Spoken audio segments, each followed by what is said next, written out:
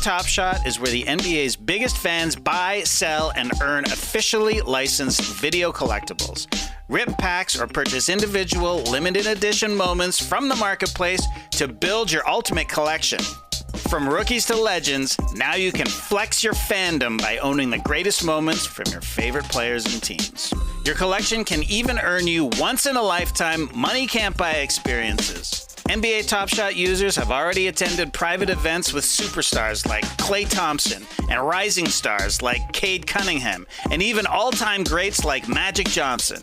Your entire collection of NBA Top Shot moments never lose quality and are accessible on any device. Rep your team, flex your fandom, and own the greatest moments from the NBA exclusively on NBA Top Shot. Sign up today at NBATopShot.com and kickstart your collection with your first pack. You know, I never specifically ask for purple Gatorade, but if it's in the cooler, I'm grabbing it. Orange is my go-to. If it ain't cold, it's a problem, but as long as it's cold, it hits just right when you're thirsty. Am I crazy, or does Gatorade taste better when you drink it out of this crazy sports cap thingy they got? You know, lemon lime is the OG flavor. It's the first flavor Gatorade ever made. I never tried the white one before. I'm sad I waited this long. In the future, if I ask for a blue Gatorade. I mean this one. I like the darker blue one. I didn't say the dark blue was a bad flavor. I just want it known that Glacier Freeze is the superior blue. You know, there's actually 3 blues. There's one kind in the middle of those two called Cool Blue.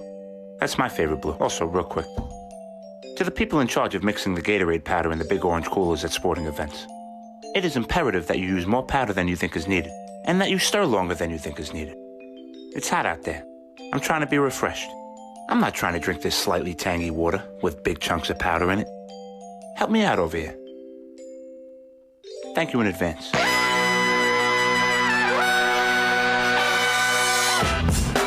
Good morning, sweet world, and welcome to the No Dunks podcast on the Athletic Network.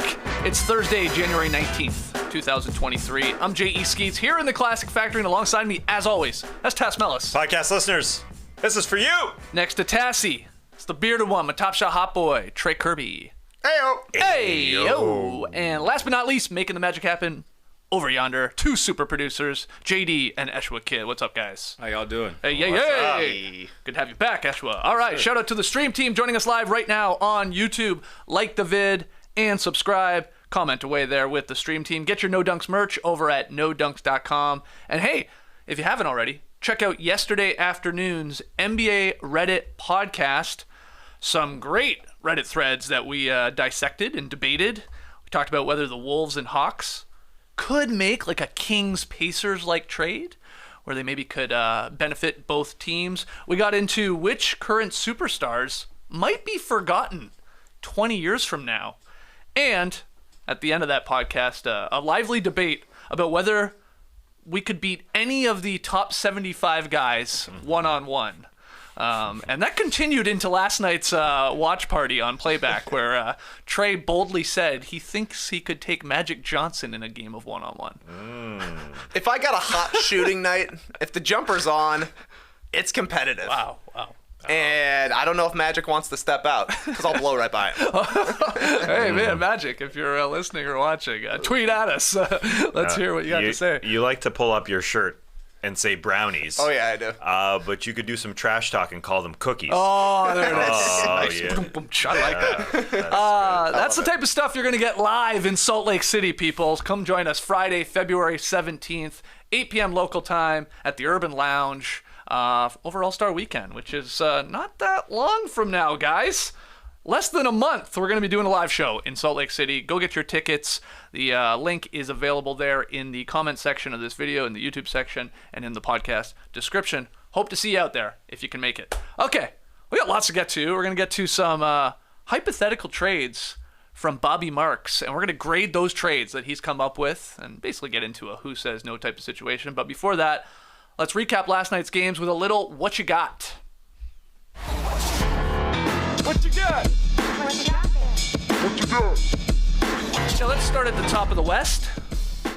2 teams picking up more wins here in 2023. The Grizzlies can't lose. They're still perfect in the calendar year. Steven Adams with the tip-in winner, and then some Dylan Brooks defense got the Grizzlies their 11th win in a row against the Cavs. And then a little bit later, We had Murray. We had Jokic helping the Nuggets get past the Timberwolves 122-118. A fun game down the stretch in that one. So the question here, the what you got, Tass. Who is the best in the West? Is it the Grizzlies or the Nuggies? What you got? A great debate. I would take Denver. Okay. And they both have holes. The Nuggets, I think, going under the radar here, that they've got the 18th best defense in the league. Right. When you go into the playoffs, historically, you got to have a top 10 on both sides of the ball if you're going to win the championship. I think they can pick it up on that end, but they've got holes. Michael Porter Jr., you can go at him. You can stretch out Jokic. He's got to guard a lot of area out there. But the Grizzlies on the other side, can they score enough when teams get back on defense? They're in the top 10 on offense, but it'll be interesting to see them against a top 10 defense. You saw what Desmond Bane did. I think he's sort of key last night. Monstrous game against the Cavs' monstrous front line. But these two games, Cavs Grizz, Wolves Nuggets, were both awesome. They were both fantastic. In both games, the teams that we're talking about here, the Grizzlies and Nuggets, should have lost. They should have gone home with big L's. I thought the Wolves played an incredible game without Gobert and Towns and just couldn't get it done in the end. 0 for 6 in the last 250, 2 turnovers, outscored 9-0. And they lost a 4-point game. That was the ball game right there. But you saw their young guys, Jaden McDaniels. You saw Naz Reid out there with a gorgeous spin move in the fourth quarter. This guy's proving that he should be a starting center for a team next year. He's making under $2 million. They've got Gobert there. They've got Towns there. Somebody's got to pay that guy. They were so deep. And I think that performance against the Nuggets team where they should have won, it shows they're not going to blow it up. As much as we love talking about it, we've got a Wolves proposed trade, which is a little bit more of a tinkering trade later on. They're not going to blow it up. They're playing too well. But I think the Nuggets can play a little bit better defensively. And this Grizzlies team against the Cavs team that gave it away at the end with a 5-second inbound call, 5-second violation. You don't see that with 25 seconds left on the clock. They had the ball. Up one, could have won this game, and should have won this game. You don't see that very often. But the Cavs, huge front line. That's a tough matchup for John Morant. He doesn't want to stand out there and fire away threes. So when those two dudes, and Mobley and Jared Allen are in there, it's tough sledding for them. But Bane was carving them up. He was doing a good job, and it was a great matchup of. I think two teams we'll be watching here for a long time. We celebrated our 17th anniversary of No Dunks yesterday.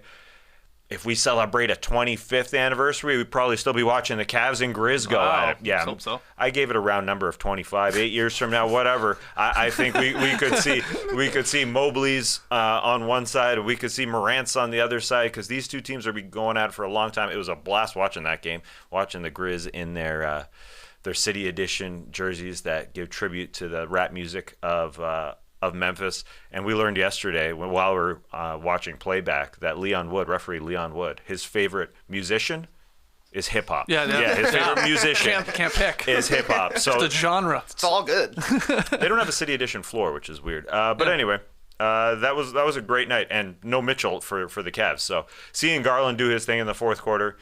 The future was bright, but I think both teams should have lost. Both teams have holes, and the Western Conference is slightly open because they both have holes.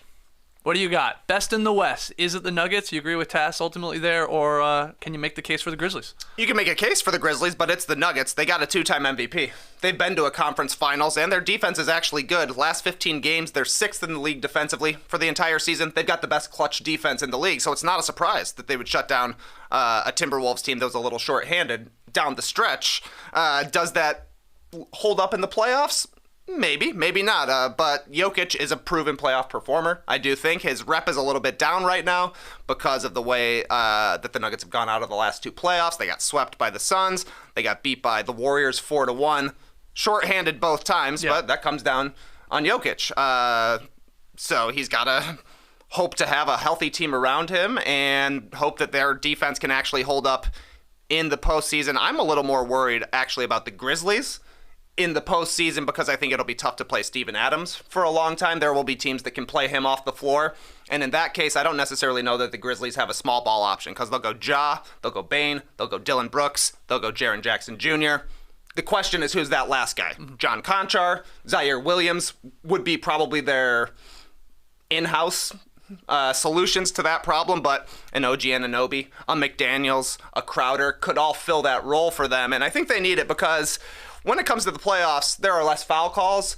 And that's a big reason the Grizzlies are an efficient offense is because Ja Morant just throws his body into the lane and gets a lot of foul calls. That happens less often in the playoffs, but the thing that's interesting about the Grizzlies, they're 31-0 this season when they get a 10-point lead in games. They have 31 wins this season, so they can win some of these blowout games. They had a huge lead last night. They blew it, but then they got a very Grizzlies win, I thought, getting a defensive play from Jaren Jackson Jr., DPOY candidate, getting an offensive rebound tip in from Steven Adams, best offensive rebounder in the game, and then getting a block from Dylan Brooks, another guy they're pitching as defensive player of the year. And honestly, incredible defense on Brooks from Garland. He took away his sidestep three twice on the same play. Garland went for it for the first time. Brooks was right there, had to pass it off, got it back, tried it again. Block job. Good stuff for the Grizzlies to get the win. Good stuff for Denver to get the win. Their last 15 games, Nuggets are 13-2. Grizzlies are 12-3. That's crazy. Yeah. In 2023, I tweeted it this morning. Grizzlies haven't lost. They're perfect, 9-0 here in the new calendar year, and the Nuggets have only lost once. They're 9-1. The Thunder are incredibly 7-2, along with a couple of other teams in 2023. But they've only played once. These two teams. I just checked it. Grizzlies and Nuggets. Being at the top of the West. It was right before Christmas. Nuggets took care of business. They won 105-91 in that game. And I'm like, all right, when do these two teams play next? Let's go. Let's get a game before the All-Star break. Not happening. They play right after the All-Star break, so on February 25th, and then soon after that on March 3rd. Unfortunately, they only play 3 times this season. But those are important games if these two teams are tied at the end of the year. Obviously, the Grizzlies, having lost the first one, would need to win the next 2 for that tiebreaker, but those should be good. Hopefully, they're at full strength because these teams they're rolling. Right they're rolling, and it makes sense that the last 15 games that both have gotten it going because they both started the season with injuries to key players. Jaren Jackson Jr., Desmond Bane for the Grizzlies, Jamal Murray coming along for the Nuggets, and Michael Porter was out. So it makes sense that they have been a better defense the last 15 games. And that's probably a truer example of what they will be in the playoffs. They should be a great playoff team. I think the Nuggets are clearly the favorite. The Grizzlies have to figure out a half-court offense against strong defenses. They get points in the fast break. They get points in transition. They get points off fouls, as Trey mentioned. Good problems to have, though. Those are the top 2 favorites easily in the Western Conference. And some credit to Ja Morant. I was trying to find it in my notes here from all of our shows, but I remember I said it, because I read it, that he said when they were struggling a little bit earlier in the year, he's like, it's all right, we're going to rip off a win streak.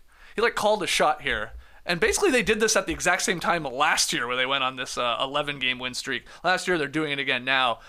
So he saw it coming. He's like, once we get our guys back, we're going to be a problem. And they have all the confidence in the world, this team. And he's right. 11 straight here and haven't lost so far in 2023. Okay, let's keep going. I'm going to put a couple games together, hit you with a question and what you got. We had the Trae Young and the Hawks beating Luka Doncic and the Mavs, with Dad sitting courtside there for Luka. 130-122. That's the Hawks' 4th straight win. We had the Kings beating the Lakers, 116-111. That's Sacramento's 5th straight win. I believe they're up into the 3rd spot right now in the Western Conference standings, Sacramento is. And then we had the Thunder. They're so hot. They beat the Pacers 126-106 for their 4th straight victory.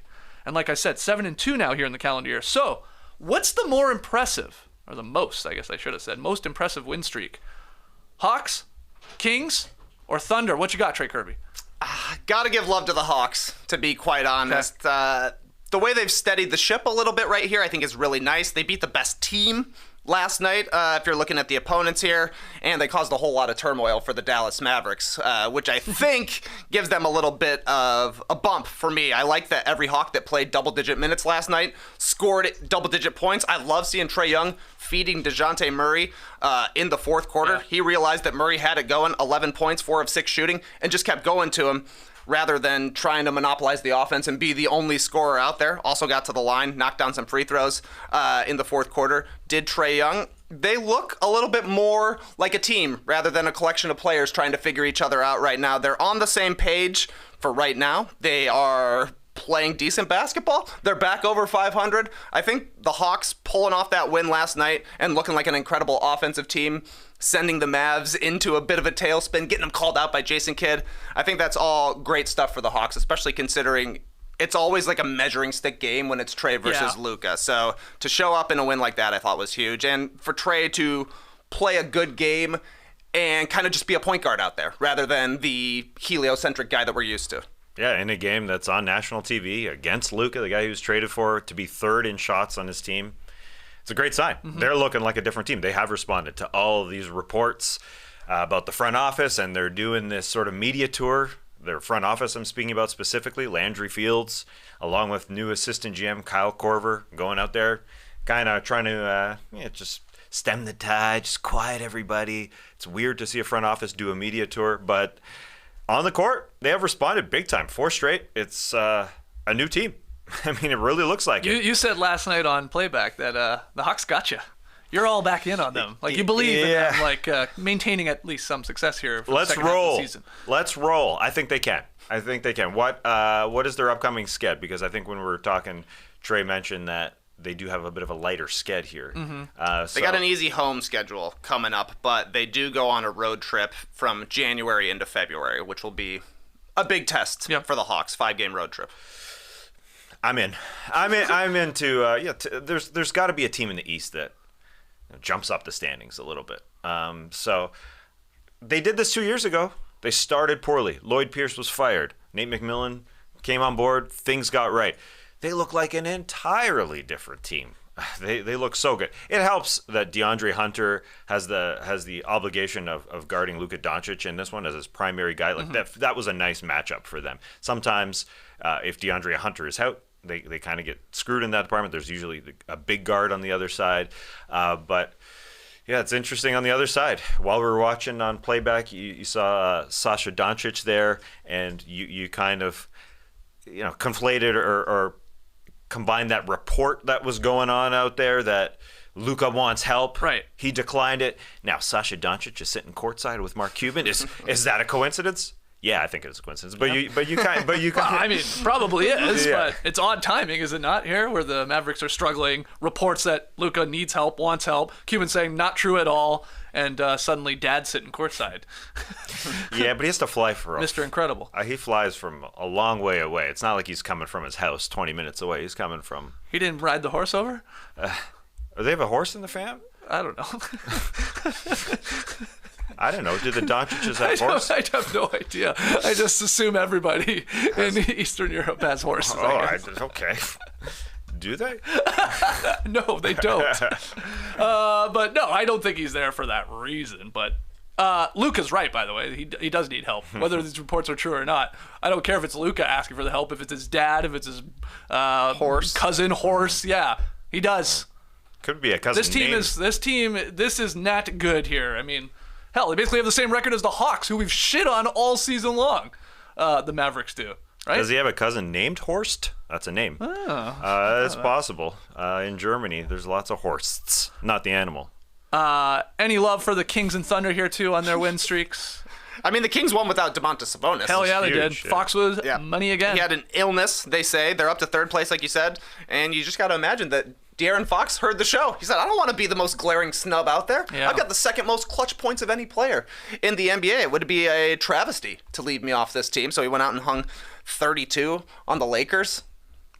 That's what they played? Yeah, that's what they played. 32 on the Lakers. I didn't write it down. The biggest highlight I saw from this is Russell Westbrook pulling up for a jump shot, losing the ball, whipping it off Kevin Huerter's chest and catching it. That was wild stuff, but Fox is awesome. That's a nice thing to be able to do when you're missing a huge driver of your offense in Domantas Sabonis, to still have a point guard out there who can go and get you buckets. Good stuff. You don't see that too often. Guy go up for a 3-point shot. It's going to come down for a travel, so he just fires it off a guy's chest awesome. successfully. He got the ball right back. That was pretty neat.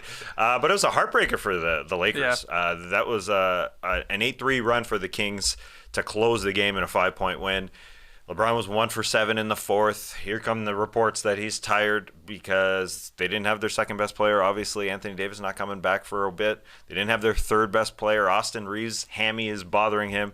They don't have Lonnie Walker. I'm not sure what the ranking is on him, but it's difficult when you have such a top-heavy team and you're missing so many guys. So the past 3 losses, a double OT loss versus the Mavs, a 1-point loss to the Sixers, and this loss to the Kings in a 5-point game. So These are heartbreakers. And in the standings there, when you got teams like OKC that we'll talk about, there's a lot of teams to overcome for these Lakers. I love that the Sacramento Kings, at least to me, are like a pitcher that's got a no-hitter going through like 6 or 7 innings. And it's like I don't want to jinx anything. I don't want to talk about them. I just want to like sort of ignore them on purpose in order to keep the vibes going and keep that the wins that they're putting together here, keep streaking along. So, I feel like as soon as we start going, all the attention on the Kings, they're going to fall apart. But man, that win without Sabonis against the Lakers is huge. And they're chanting "Light the Beam" there in LA. Obviously, some Sacramento fans,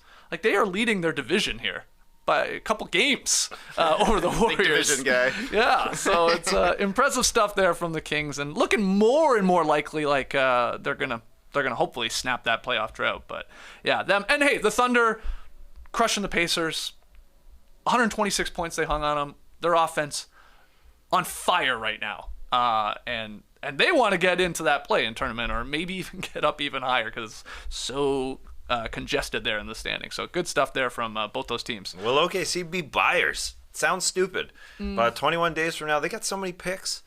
Go for it, baby.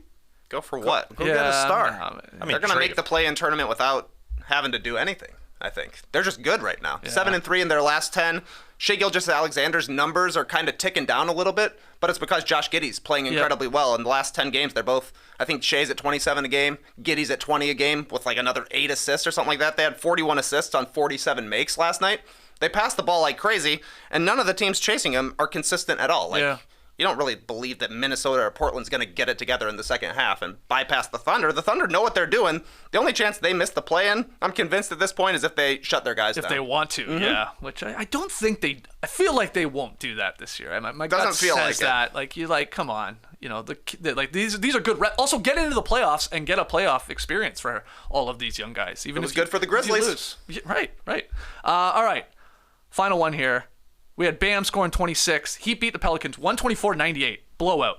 Lowry Markkanen, he returned to help the Jazz destroy the Clippers. And then Jason Kidd, he's ripping the Mavericks defense after that third straight loss, as we talked about with the Hawks taking care of business there in Dallas. So I want you to tell me, who's down worst? The Pels, the Clips, or the Mavs? What you got, Tasmos? It's the Clips. I'm done. You're done? Yeah. We're at a point here of the season where these guys have to play, and they just decided not to. There's no real injury. Kawhi and Paul George, yeah. Yeah, both of them against the Jazz, and Lowry Markkanen literally ripped them apart. Lowry Markkanen's going to have a great dunk compilation at the end of the season, and he was doing it in each and every way. Just watch his highlights from this game. Pick and roll to start, got the touch, from the 5 to 8 foot range. He got blocked one time, went right back up. He's got the hooks. He's got the 3-point shot, obviously. He is 7 feet. I think it's easy to forget with the way he shoots the ball. And he's got the 3-point shot where he doesn't bring it down either. So it's just difficult to guard that dude. And the Clips don't have a lot of fight. So you have to get it together at some point. And there's the West is getting it together around the Clippers. Their other teams are rising and they are falling. So I think they are the worst off of those 3 teams. Who are you going with? It's tough to say. The thing that bugs me about the Clippers is that they lost to the 76ers. Paul George says, urgency starts now. We've got guys in and out of the lineup, and then he didn't play against the Jazz. Clowns. This team is a bunch of bozos. But I think that the Mavericks are down the worst right now just because they're the team getting called out by their coach. Jason Kidd said, until we put a better effort into playing defense and understanding what we have to do, we're going to score 120, but we're going to give up 130, 140. One night we might give up 150, but we'll be fine because we scored, so it doesn't look bad. They can't play defense with Christian Wood in the starting lineup. They did get Dorian Finney-Smith and Josh Green back, who are defenders who will help. Maxi Kleber says he's coming back before the All-Star break after having surgery on a torn hamstring. Surprising to hear, but he will help their defense. But you got to worry about maybe the Mavericks have been found out a little bit here. That happened to Jason Kidd with Milwaukee. He came. They were a bad defense. Joined the Bucks. Defense went up to number 4. The next year, down to number 23. Joined the Mavs. Turned the defense around. Number 6 last year. Down to 25 right now. So I think the helter-skelter style he often plays, trying to force turnovers, It works until the scouting report is out, and the scouting report is out. And last night, it was just the Hawks double-teaming Luka Doncic and saying somebody else beat us. Yeah. Nobody else in the fourth quarter could do it, and the Mavs couldn't get stops. If you're not scoring and you're not stopping the other team from scoring, tough stuff. Yeah, the injury is obviously a part of that. Dorian Finney-Smith looked bad in his first game back, and Josh Green, those guys need to be back. They need to be healthy. That's what made them a good defense last year, along with Kleba. That's big. So I think they are down bad. There is no doubt, but they just have to get some reps in. While the Clippers don't want to get reps in, and who's the third team we talk? Oh, the Pelicans, another weird scenario where they're they don't 3-7 in their last 10, but obviously no Zion, still no Brandon Ingram. Yeah, that's the odd thing. At least have him back. But the toe has been keeping him out nearly 2 months when there's been reports for like a month that he's been coming back. Yeah. So a very strange scenario. They just need some top-end talent. They've hit a bad rut in terms of their schedule without two of their top three players. So that's a problem, but I think can be overcome if their guys are healthy. I guess that's the question mark. Yeah, it's I do like to see Jalen Rose finally jumping on the F this Clippers team bandwagon. I know there was a clip going around yesterday where he's calling out like the urgency should have started when Kawhi and Paul George came to LA, and we're still waiting on them to meet any sort of expectations, but good luck with waiting. I've said it last night on our playback. I've said it before. TK just said it 5 minutes ago that it's I have no faith in this team whatsoever. Of these three teams, I mean, actually remove the Pelicans because they have stars coming back, but like there is so much pressure on the Clippers, of course, and the Mavericks are getting to that level when you have a player at Luka's caliber to do something here. Will they get a little desperate, these teams, to try and shake something up at the trade deadline to salvage their season because their top end talent is so great that they could go very far in a playoff series. They should, with Kawhi, PG, or Luka in Dallas's case. I wonder if they will. You'd think the Clippers would have some urgency and they'd care to try and win now, but I don't think they care. Paul George and Kawhi Leonard are signed for 1 billion years beyond this year. They're signed for a long time. So I don't see any urgency. Maybe you're saying from the front office, but I don't see any urgency. Yeah, from the Mavs, yeah, I could see something happening. Yeah. But from the Clips, yeah, we'll be good. Yeah, we'll get our guys back. Kick the can we'll down the road a little bit more. Yeah. You just wait until we're healthy next year. We're going to be a problem. We're going to be preseason favorites to win the title. The other games last night, just quickly, LaMelo Ball got injured. Again, that ankle. But the Hornets won because they're playing the Rockets. They won 122-117. I'm just waiting to see, probably right after we stop recording this podcast, maybe Steven Silas is no longer the Houston Rockets head coach. It's very, very bad there in Houston. And we also had Bradley Beal returning from injury as the Wizards got a victory over the Knicks. Any thoughts on either of those games or those teams involved? LaMelo's got a lot of bad luck this season. He stepped on a foot in the preseason to sprain his ankle, which, is like, that just sucks. But that's one that happens a lot. His second ankle sprain, stepped on a fan's foot, out for a long time, and last night he got his foot stepped on. Yeah. Those ones suck. The last two are bad. It's like occupational hazard, stepping on somebody else's foot, but a fan and then having somebody step on your foot, that sucks. But yeah, 12 straight losses for the Rockets. They've actually lost 17 of their last 18. They shouldn't be the worst offense in the league. No. It's kind of what it comes down to for me. When your three best players are all offense-first players. But Steven Silas, I think his contract goes through the 2024 season, so it will be a question of does Tillman Fertitta want to pay a coach to not coach their team? But there's a lot of tension underneath the surface. It certainly feels like with the Rockets, and this is not a team that has shown any cohesion at all this year. I don't like this Wizards team either. I mean, we're talking about the Wizards coming back with Bradley Beal and beating this Knicks team. We'll get into the next segment about what they should be doing, and they seemingly want to be going for it, which is odd. It's an odd scenario. We've been talking about the Clippers as a team that perennially thinks that they can go for it. The Wizards are in the same boat with a sub-500 team. So, yeah, they get a victory. Bradley Beal comes back. The Knicks have an off night. But it's difficult to rally around this Wizards roster. Beal looked okay in his return. Sure. I'll give him that. He scored 18 points, 7-11 shooting. They didn't win a lot of games without him. They went 1-4. So it gets them the victory last night. Kuzma played well again. Yeah, the big things from that were Randall had a garbage night. He was, even if you look at his box score, you're going to be like, it's not that bad, Skeets. It's like, it was bad. A lot of that came in sort of garbage time, honestly. And then Mitchell Robinson, man, I keep saying this, but hold your breath, because he played 9 minutes, left the game, sprained right thumb. And the Knicks are a different team when that guy does not play and is the backbone of that defense a little bit. So we'll see. Hopefully it's nothing serious. But let's take our first break. When we come back, we will talk about the Wizards, some trade rumors swirling that team, and Bobby Marks with trades he'd like to see. We're going to grade him. Don't go anywhere. I was thinking about a scene from The Sopranos the other day. It's a flashback where young Tony is watching Livia, his mother, get all lathered up because Johnny, Tony's dad, brings home some meat. That scene pretty much played out just right in the next room last week when a delivery of Butcher Box landed on our front porch. As Rachel pulled out each item from the massive box they sent us, she got more and more excited. And I realized it hit all the things she loves. High quality meat, incredible savings. She didn't have to go to the grocery store. Those are the trifecta of horniness right there. For some reason, I got all the credit, so thank you, Butcher Box. They should do a Valentine's Day promotion. I mean, this is for New Year's, but next month, Valentine's Day. Send your meat on Valentine's Exactly. Day. Works perfectly. It does. Works like a charm. Butcher Box takes the guesswork out of finding high-quality meat and seafood you can trust. 100% grass-fed beef, free-range organic chicken, pork raised crate-free, and seafood caught in the wild, humanely raised, no antibiotics, no hormones, and you get free shipping for the continental U.S. and no surprise fees. Choose from a variety of box plan options, from curated to customized, and change your plan whenever you want. Enjoy a range of high-quality cuts that are hard to come by at the grocery store at an amazing value. They have exclusive member deals so you can save big on your favorite cuts.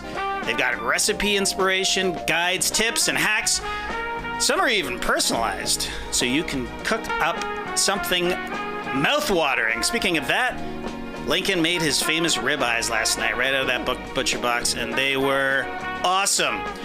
Get the New Year bundle for free, plus $10 off whenever you sign up today. That's a 14-ounce pork tenderloin, 2 pounds of ground turkey, and 4 top sirloin steaks, all for free in your first box. Sign up today at butcherbox.com/nodunks and use code NODUNKS to claim this offer. Do y'all think it's too late to use New Year, New Something in an ad read? No. New year, new possibilities, and we got a new advertiser. ShipStation. Not a dating site for pirates, ShipStation has all the answers for your e-commerce business needs. If gift returns, late deliveries, and a mountain of customer emails has you feeling stuck, ShipStation gets you unstuck faster. ShipStation lets you keep customers happy and fulfill more orders than ever, all while cutting shipping costs and managing it all from a single dashboard. ShipStation's best rates in the industry just got even better with up to 86% off USPS and UPS rates. It's not a question of if you should switch to ShipStation, but why you haven't already. Tass, why haven't you? I don't know. I thought it was a dating site for pirates. That's why. I know. Understandable. But ShipStation makes it easy to grow your business by handling your orders from every platform in one place. It effortlessly integrates everywhere you sell online, including Amazon, Etsy, eBay, Shopify, and more. You can manage every order form from one simple dashboard, automate routine shipping tasks, print shipping labels, and easily compare rates and delivery times to optimize every shipment. And with enterprise solutions that make warehouse optimization easy, ShipStation scales when you do.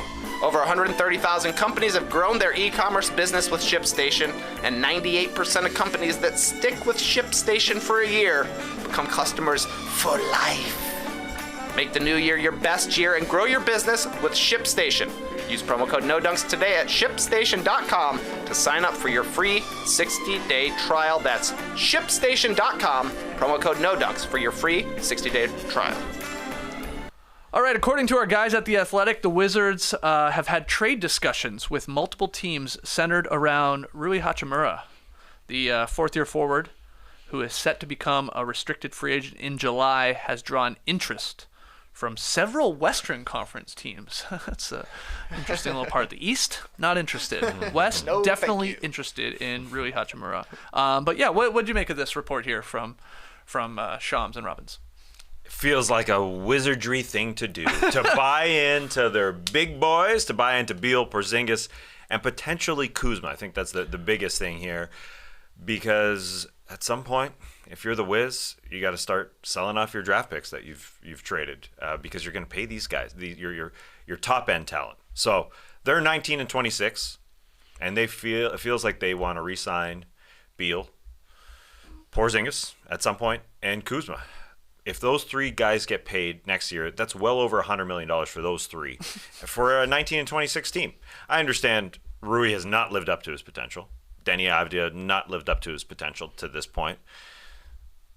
Still, you're way below 500 even with your heavy hitters. So it's an odd direction, I think, for the franchise, but that's what's been happening for years. Right, so you're saying if the Wizards trade Rui here, it's probably signaling to you and other teams like they want to sign Kuzma, who is very likely going to decline his $13 million player option for next season, test the market, and pay $110 million. Yeah, exactly. Beal, Porzingis, and Kuz. About 110. It's a fun headline. This team has 3 20-point scorers. It doesn't matter. They're sub 500. They do. Yeah. They do have 3 20-point scorers. Yeah, Impressive. it's cool. It looks great. They're looks awesome. great. But they ain't awesome. Right. So how do you feel about Rui Hachimura and his career so far? And is this just like Tess said, a Wizards-like thing to do, or they would move off a top 10 pick in his fourth year? Yeah, I mean, he was a top 10 pick, but that's just because of the draft he was in. I mean, he's going to be 25 at the trade deadline. That's surprising to me that he's that much older than Denny Avdia, so I'm not surprised that Avdia would be the guy that they would choose between those two. You just have to hope it's posturing season for the Wizards, saying that they're going to re-sign Kyle Kuzma going forward, because you're right, you don't want to pay $100 million to have that as your big three. But Kuzma's a guy who's going to be in demand at the trade deadline, so maybe they're trying to say, hey, we're going to re-sign this guy, so you better make that offer really, really good, because that's not great going forward with that team. But the Wizards, as we know, are a team, they don't tank. They're not down a whole bunch of picks either. They've got a first-rounder going to New York, I think, but that's pretty much it. All their second-rounders are gone, basically, but at least they got their firsts. So I don't know, if a team is interested in Rui Hachimura, they'll give you a couple second-round draft picks. I think that's fine. He's coming off the bench for them. He's had an okay season, but hasn't taken a huge step forward or anything. Yeah, there's nothing wrong with trading Rui Hachimura. He has been underwhelming. Yeah, the problem is the other guys that they're buying into, I think. Right. If it's posturing season, good move. Good posture. But at this point, it sure looks like, because of their history, that they're going to pay Kuzma. But who knows? All right, the 2023 NBA trade deadline, it's less than a month away, and there hasn't been much trade activity. In fact, there's been one single trade since the season tipped off. Do you remember what the trade was? Noah Vonleh. That's right. We were doing a stream. Celtics sent Noah Vonleh to the Spurs to lower their luxury tax bill, and then Noah Vonleh was immediately waived there by San Antonio. That's the only trade we've had. Thankfully, ESPN's Bobby Marks, he's a madman, and he recently identified one trade he would like to see from each team between now and the deadline. I picked a few of our favorites, and we're going to grade them. So let's grade that trade. Yeah.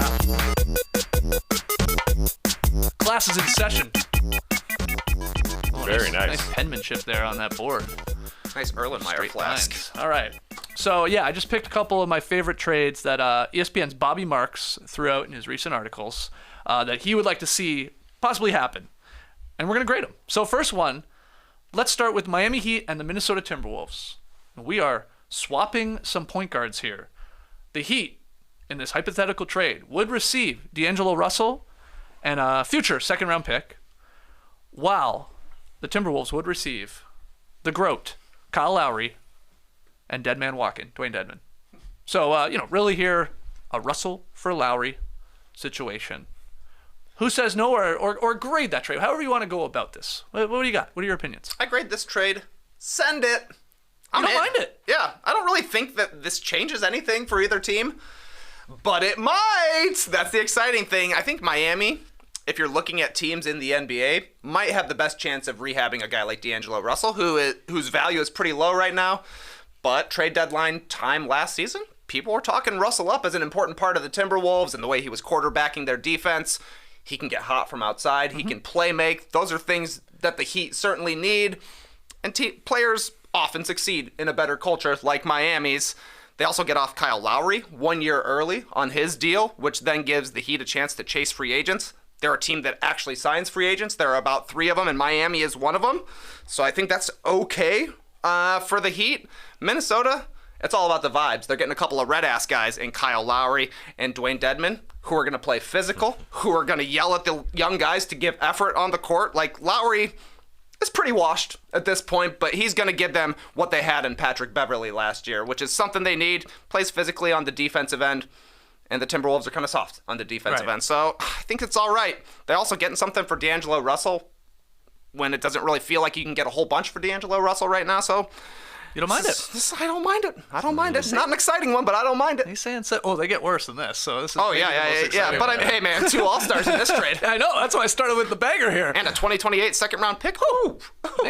All right. So he likes it. Yeah, I think Bobby hit it out of the park with this one. I think this is the right move. Basically, with the Kyle Lowry, you want somebody on the Wolves to do a little bit less than what D'Angelo Russell is doing. So that's perfect. He will do less.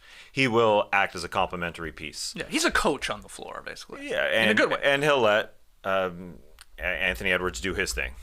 While with the Heat, you want somebody to do a little bit more. You want somebody to have a little bit more offensive ceiling.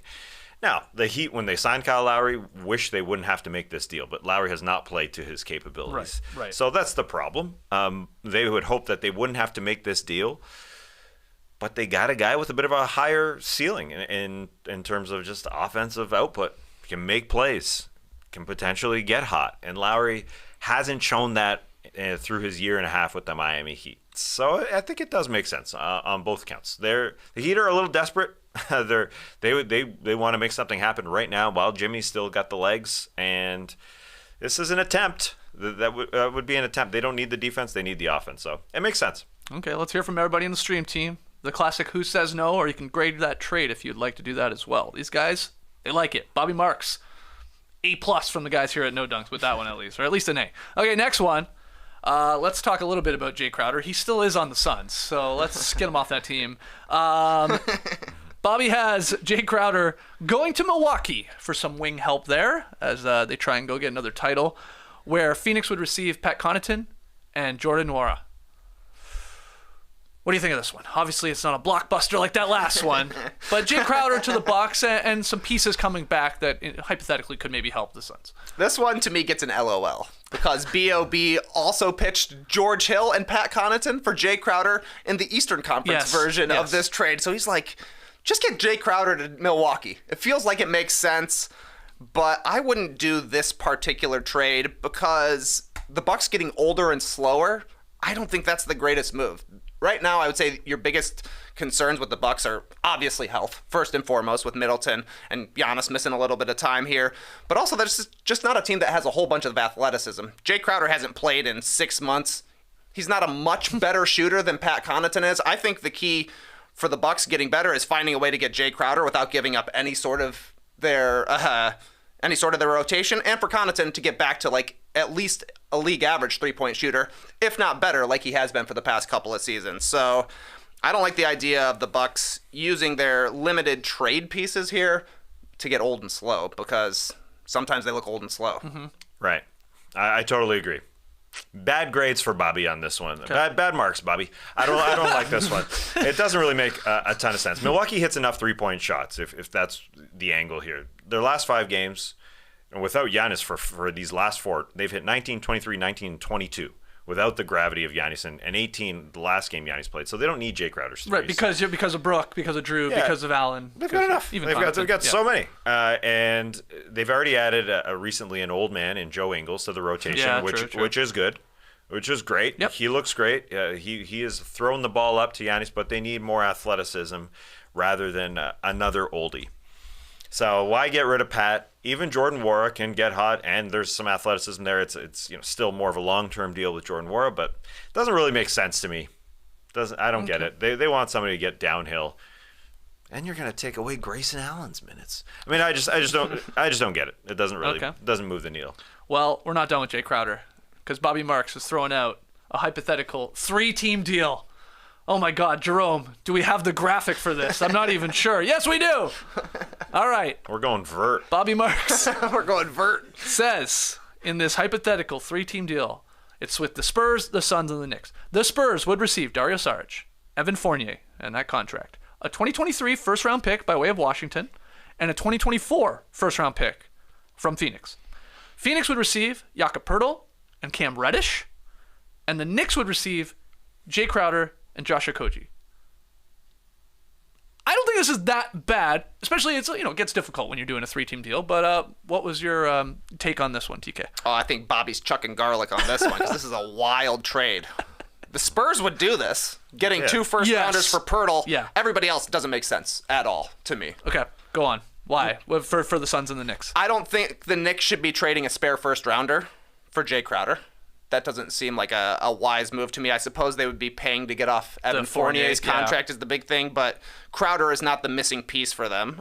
Phoenix trading a first-rounder for an expiring center and a non-bucket getter. That doesn't make sense to me. James Jones, not a big draft guy, so they can trade their picks if they want to, but it only makes sense to trade for a guy like Poeltl if they're going to move Ayton.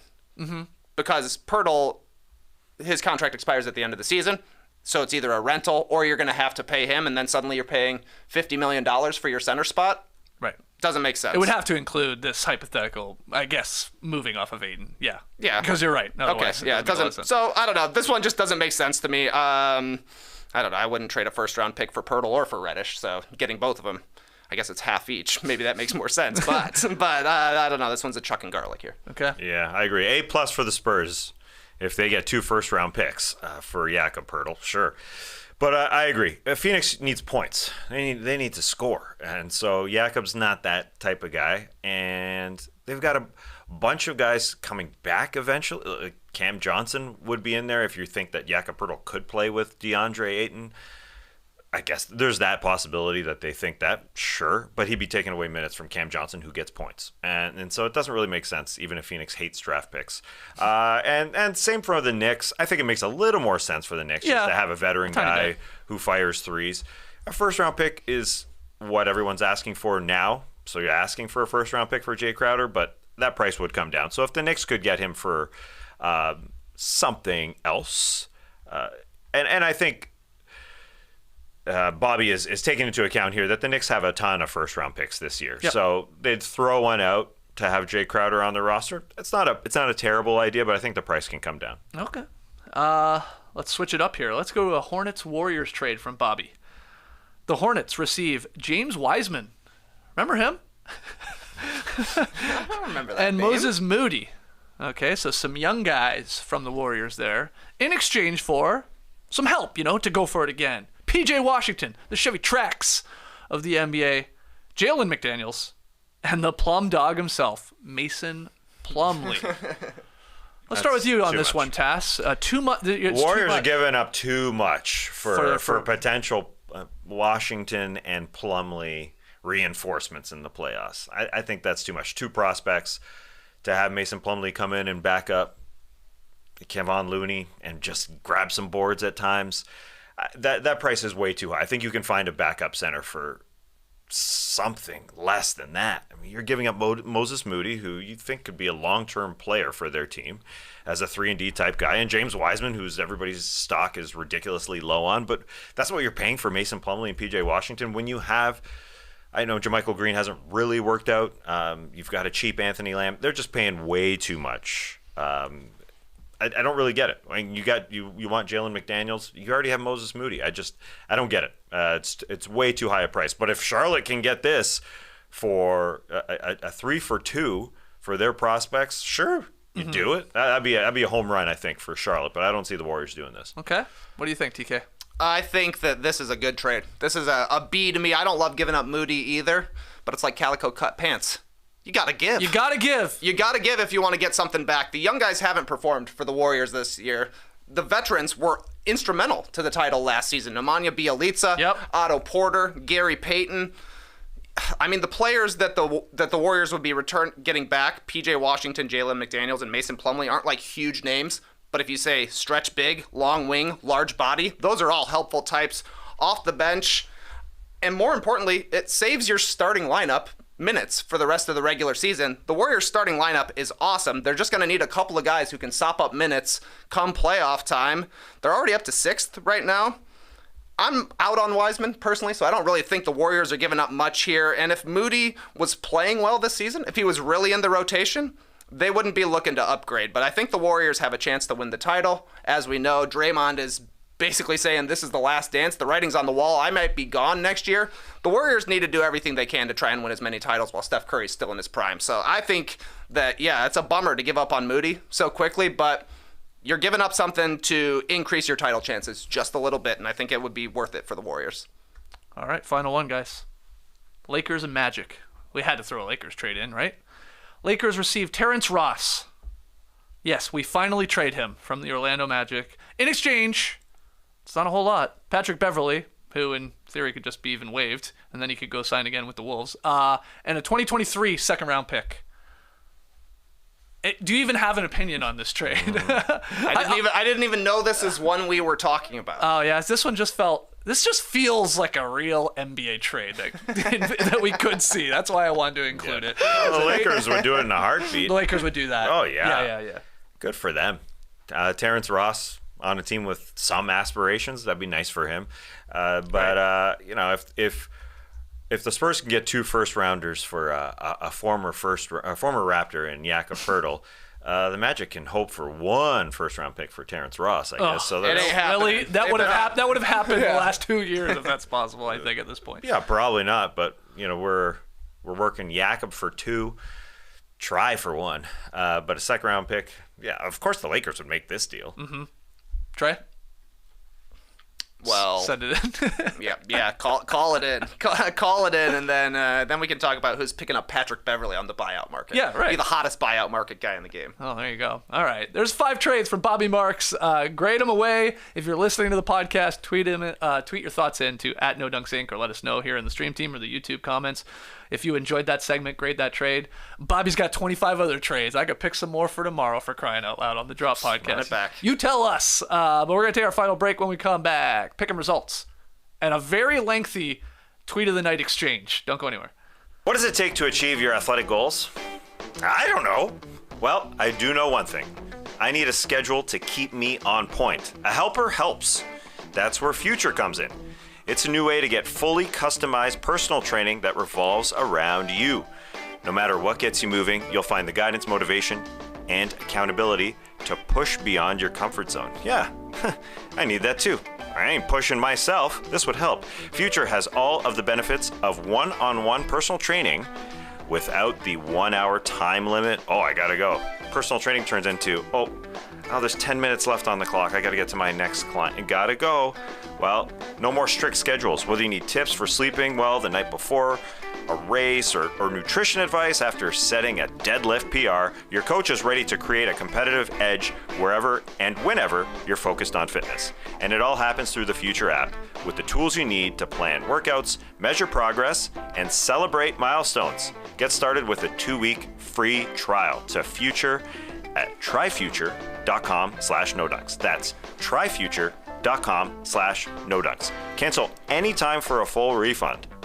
That's good. Personal training made modern. Only on Future. This episode is sponsored by BetterHelp. Here's a question for you. When are you at your best? Maybe after a good night's sleep. Maybe after spending time with friends or family. Maybe if you're like me, after a long run to help clear the mind.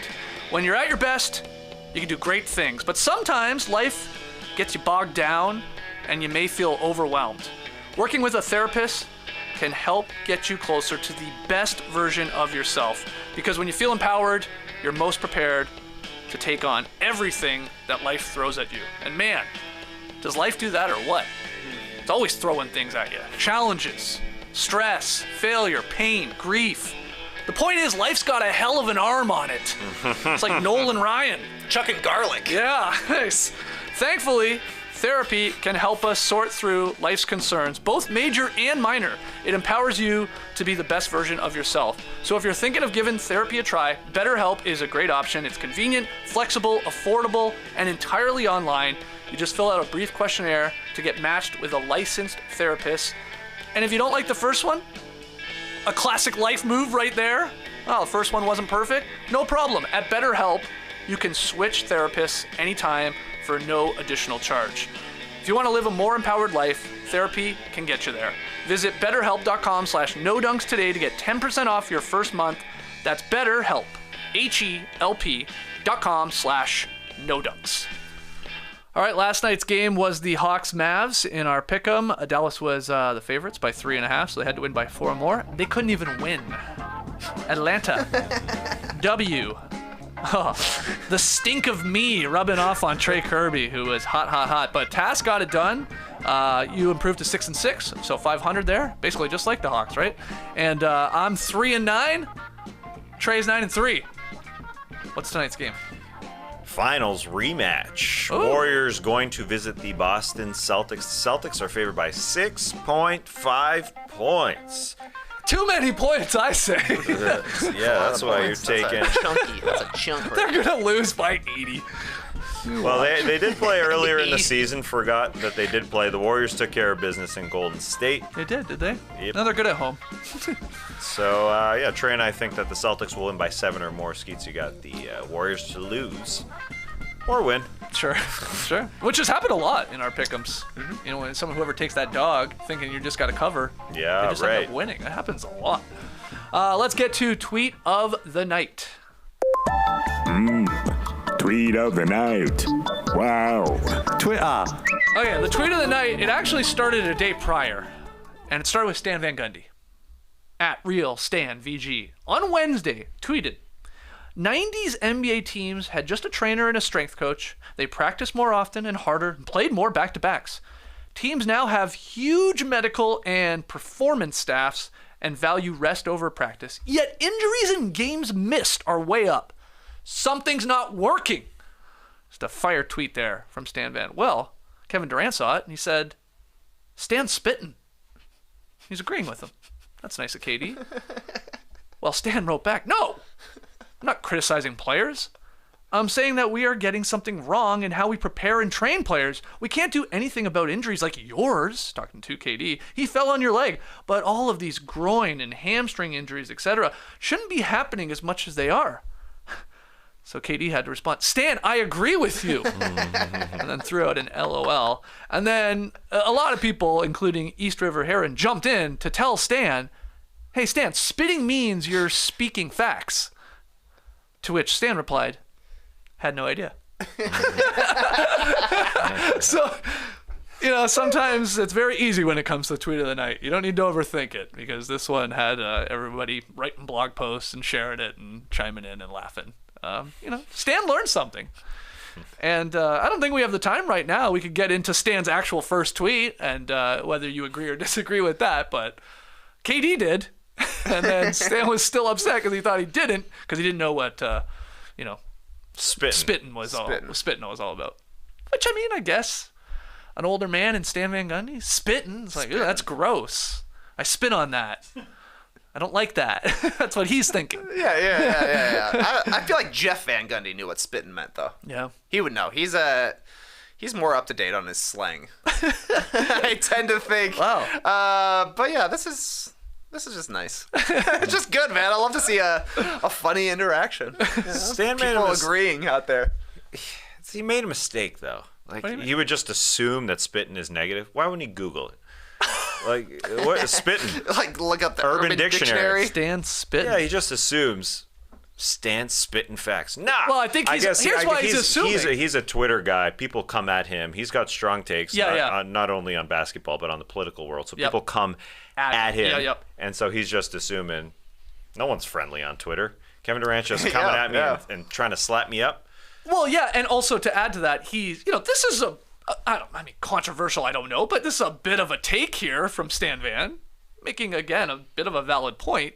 And then he's saying this, and then a player is responding. So I think he's immediately thinking, well, the player, especially the guy who's dealt with injuries, who's actually injured right now, is going to come back in defense of the players. But Katie swerved, and he's actually agreeing with him. Yeah. Gotcha. Yeah, sure. Right? And, maybe Katie should have put Stan spitting facts. Should have added facts at the end. No. The youth doesn't need to change the way they talk for the oldies. Okay. Let them live, man. Also, Kevin Durant's got not there. that young. Youth, yeah. Yeah, like spitting. Spitting ain't a new one, Stan. How old's Stan Van Gundy? 63. Is he? Yes. And he is younger than Jeffrey? I think he is younger than Jeffrey. Yeah?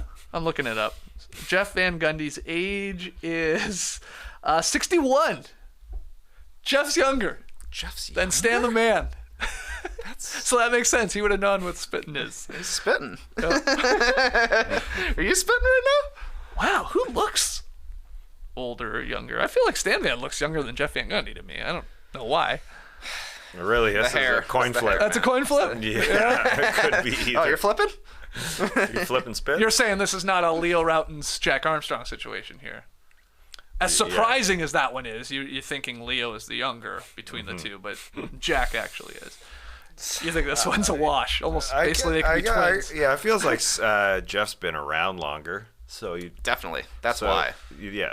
Jeff's been around longer. He's been a coach. He Head was a coach coach first. longer? He was coaching mid-90s, head and I don't think coaching. Stan got his first job until much later, Heat.